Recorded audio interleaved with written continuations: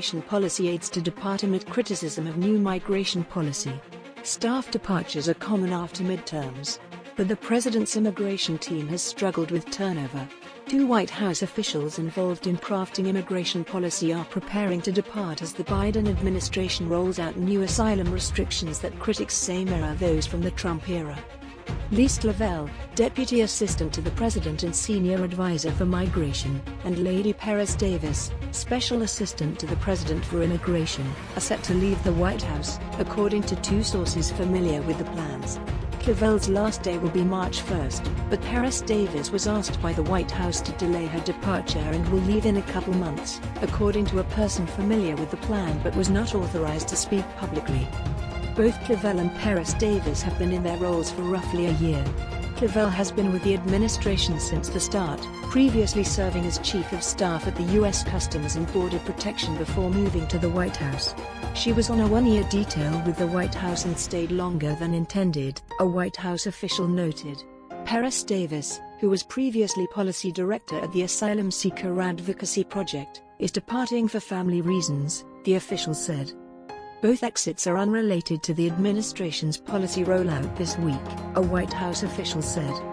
Staff departures from many administrations are common following a midterm election, but news of the impending exits comes days after the Biden administration announced its most restrictive border control measure to date, a proposed rule that will bar some migrants from applying for asylum in the U.S. if they cross the border illegally or fail to first apply for safe harbor in another country.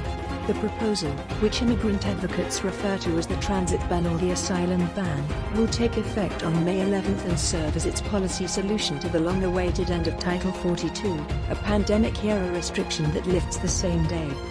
The policy prompted immediate backlash from immigrant advocates and Democrats who accused the White House of perpetuating a Donald Trump-like approach to border politics that President Joe Biden pledged on the campaign trail to end. Advocacy groups also said they were considering lawsuits.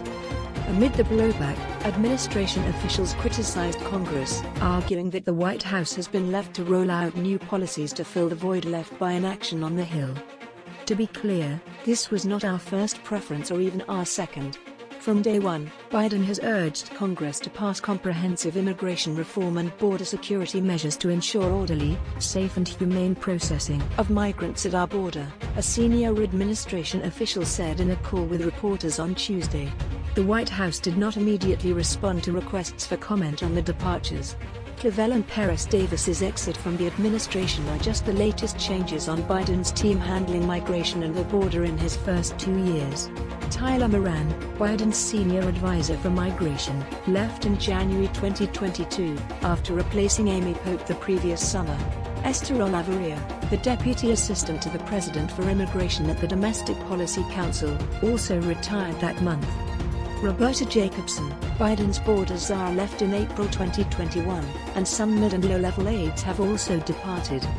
Jason Hauser, who Politico reported was preparing to depart as Chief of Staff at the U.S. Immigration and Customs Enforcement, will also leave in the coming days.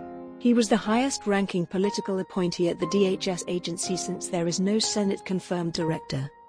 That's today's latest news. Don't forget to subscribe, like, and comment so that this channel can continue to exist. Thank you for listening to the end and I hope it's useful.